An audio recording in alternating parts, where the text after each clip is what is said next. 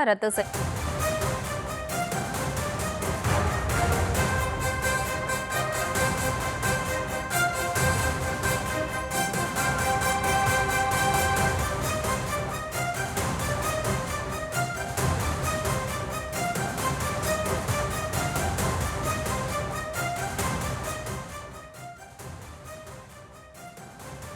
அண்மை செய்தியாக பார்த்து வருகிறோம். இபிஎஸ்க்கு முதலமைச்சர் கேள்வி எழுப்பியிருக்கிறார். மீண்டும் மீண்டும் பச்சை பொய்யை அவிழ்த்து விடுகிறார் இபிஎஸ் என்று முதலமைச்சர் சுட்டிக்காட்டியிருக்கிறார். விவரங்களோடு இணைகிறார் அந்த செய்தியாளர் பாரி கார்த்திக். வணக்கம். மேலும் விவரம். வணக்கம். பல்வேறு கேள்விகளை குறிப்பாக முதலமைச்சர் கேட்டிருக்கிறார். அதாவது 125 நாட்கள் வேலை கிடைக்க போகிறதா, அதை பாராட்ட எங்களுக்கு மனமில்லையா என எடப்பாடி பழனிசாமிக்கு முதலமைச்சர் கேள்வி கேட்டிருக்கிறார்.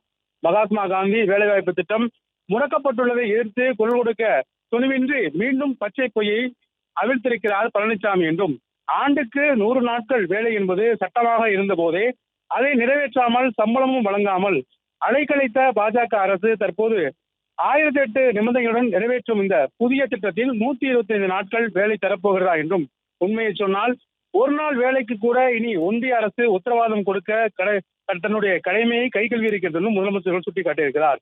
மேலும் மகாத்மா காந்தி பெயரை நீக்கக்கூடாது என்று உங்கள் ஓனருக்கு வலிக்காமல் நீங்கள் அழுத்தம் கொடுத்திருக்கிறீர்களே, என்ன ஆனது என்றும், உங்களை ஒரு பொருட்டாகவே டெல்லி மதிக்கவில்லை எனவும் முதலமைச்சர் கேள்வி கேட்டிருக்கிறார்.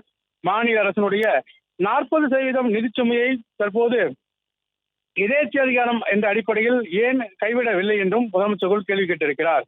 மேலும் டெல்லியை எதிர்த்து கேள்வி கேட்க துணிவு உங்களுக்கு இருக்கும் என்று யாரும் எதிர்பார்க்கவில்லை. ஆனால் முழு பூசணிக்காயை சோற்றில் மறைக்கும் முட்டுக்களையாது தவிர்த்திருக்கலாம் எனவும் தெரிவித்திருக்கிறார். வறுமையை ஒழித்து மக்களினுடைய மாண்பை உயர்த்திய யுபிஏ அரசினுடைய மகாத்மா காந்தி தேசிய ஊரக வேலை வாய்ப்பு திட்டம் என்பது பாஜக அரசால் தற்போது குழி தோண்டி புதைக்கப்படுவதற்கு வக்காலத்து வாங்கி உங்களது அரசியல் வாழ்க்கையின் முடிவுரையை நீங்களே எழுதிக் கொள்கிறீர்கள் என்பதை மட்டும் நான் நினைவூட்டுகிறேன் என முதலமைச்சர் எடப்பாடி பழனிசாமிக்கு பல்வேறு கேள்விகளை இது தொடர்பாக கேட்டிருக்கிறார்.